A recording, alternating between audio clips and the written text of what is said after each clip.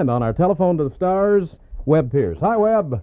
How you doing, Walter? All right, and it's good to talk to you. I talked to you, it's been some years ago when I was working in I think it was in Waco, Texas. Waco, Texas. Yeah. I used to go down that way a lot. You certainly did.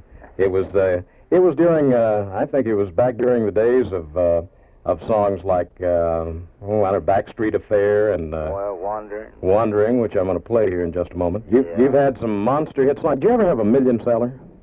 Oh, yeah, that's Wandering was a million seller. I thought it was. Let's play that right now, and then we'll get right back to you, okay? All right. Webb Pierce is on our telephone to the stars, and you've got to remember this. Big million-selling song, 1952. We're going to bring it right up to date in just a moment. Wandering, hey. And where dividends are compounded daily, paid quarterly. Open your savings account now at Northwestern. Northwestern Savings and Loan. My, how you grow. Northwestern at 3855 Lucas and Hunt at Natural Bridge. Okay, Webb Pierce is on a telephone to the stars and wondering. I'm interested in writers, Webb. Joe Werner. Who is Joe Werner? Joe Werner. He's a South Louisiana boy. Wrote that song many years back. I heard it, the record from my mother had a record of it, and when I was a kid, I used to listen to it. That song is older than both of us put together. Is that right? Yeah, Joe, he's dead now. He's been dead for many years. And I heard the record when I was a boy, and I always liked it. And when I grew up, I decided to record it. I figured it'd be a hit. I see too that you write a lot of songs. You and Mel Tillis got together and wrote a lot of songs. Yeah, we wrote "I Ain't Never" together, which sold about 2 million records for me in 1959. Then he came back with it. There Stands the Glass was a good one for you too. That was a controversial song when it came out, wasn't it? Yes, it was quite a bit. In fact.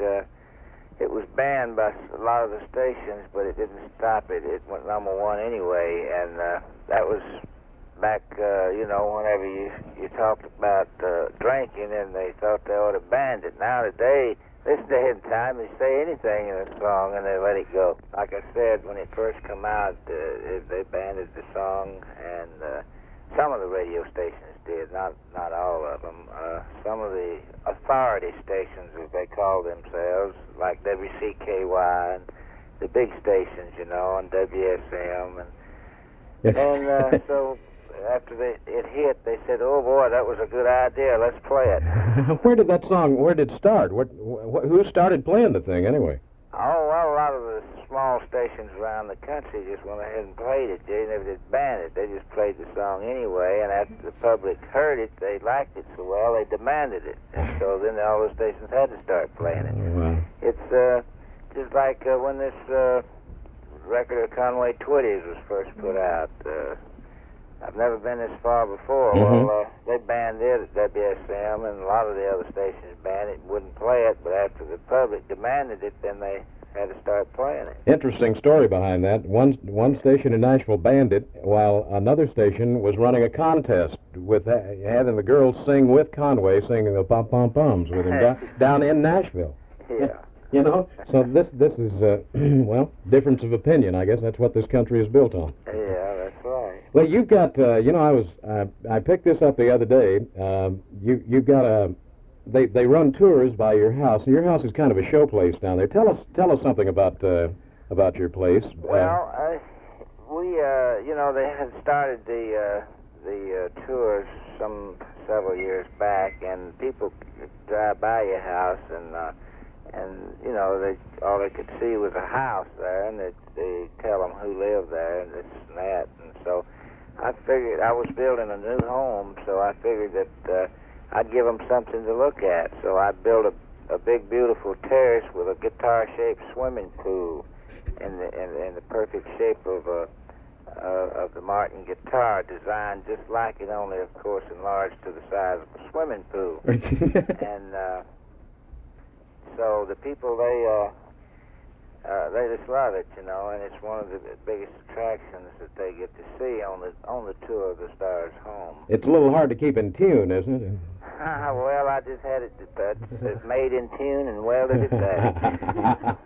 Cemented it down. Was that a true story I heard the other day about somebody who was backing up to take a picture of your house and they fell in the pool? Yeah, that's the truth. It sure happened. What did you read about that? Yeah, right. I think that was in Country Music Magazine. They said some lady or something. They said y'all took her in the house and dried her off. She was backing up. Her husband was, or somebody was going to take her picture, and he said back up a little bit more, and she backed up a little bit too far. She backed up and fell off in the swimming pool. She came out laughing, though, and we got some towels and dried her off real good. And I dedicated her song that night. I was on the Opry. She was there on the 9 o'clock show, so I dedicated her song. Told about her falling in a swimming pool, and it got the biggest laugh of the whole house. Certainly lucky you had water in that thing. Huh? Yeah, that's for sure. Well, Webb, now you've got a song right now that, and you're famous for this because you may, catch some flack over the song title of this one. What do you think?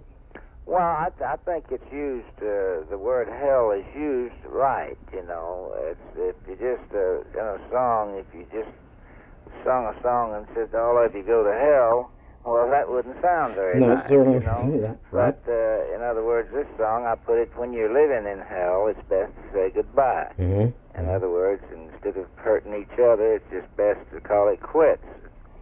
And in other words, the word hell, that only means to torment, or when you be living in torment, it's best to say goodbye. If you're unhappy, it's best to say goodbye. And the public seem to like it. This is a philosophy that we've put forth before, and the people who listen to our show know this because for a while I had to kind of come on and defend Chris Christopherson when he first started having his songs released, because he didn't mind throwing in a damn or a hell in there, but they were always well used. They added to the song, or they were used like you would use them in normal everyday conversation. Yeah. Well, it's hell is not a bad word. It's just a bad place to go. Place to go, You might want to visit there, but you certainly don't want to live there. I don't know. Not permanently. I wouldn't want to be a room dweller. Webb Pierce, it's been just great having you on our Telephone to the Stars and reintroducing you to all of our people. And I want them all to hear your brand new song. And are you going to be in our area in the near future, or do you know? Well, not in the near future. We were in St. Louis twice in 2 months, I believe it was, in the last 2 months. So we figured it'd be maybe about 4, 5, 6 months before we'd be back up that way. But we do plan to come up that way. If they like that record well enough, we might come back within a month. We're gonna let them listen to it right now. Okay, Webb? Okay, Walter. Thank you for being on the radio with us from your home in. Are you in Nashville, Tennessee? Nashville, Yes, Tennessee. I'm sitting here at home in Nashville, Tennessee, and I want to thank you for giving me a privilege of saying hello to your many listeners. And when we get back up there, I want them all to come see us. Everybody that heard me, come see me. I know they will. Well, thanks a lot, Walter. Goodbye, Webb. Bye.